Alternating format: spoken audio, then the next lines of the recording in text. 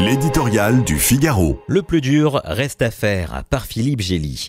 Il n'est pas facile d'affronter le cavalier de l'apocalypse qui annonce la guerre nucléaire et la disparition de l'Amérique si on ne lui donne pas les pleins pouvoirs.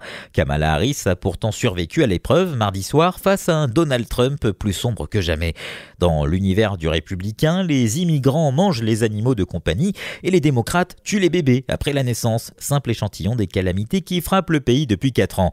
Accusée des 10 plaies d'Égypte, sa rivale s'est néanmoins attachée à parler aux Américains d'eux-mêmes. Un contraste saisissant avec les gauchistes en chef. Elle s'est aussi présentée comme la candidate du changement, avec un slogan habilement recyclé de la lutte pour les droits civiques. Pas question de rebrousser chemin.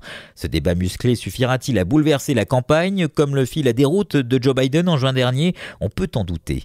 Tirant leurs flèches depuis des réalités alternatives, aucun des deux candidats n'a terrassé l'autre.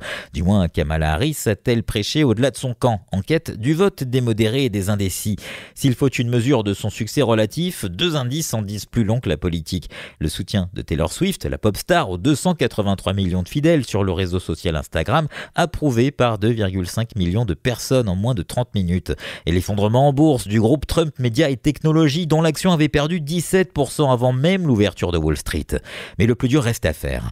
Poussé par une vague d'enthousiasme et de soutien médiatique après son preste remplacement du vieux président sortant, Kamala Harris plafonne désormais dans les sondages et peine à faire la différence dans les 7 États clés de cette présidentielle.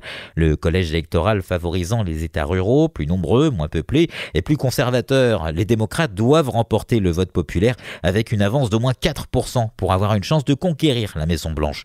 On n'y est pas. Même si elle a troqué le marathon électoral contre un sprint, les derniers mètres s'annoncent comme les plus difficiles pour la championne des démocrates.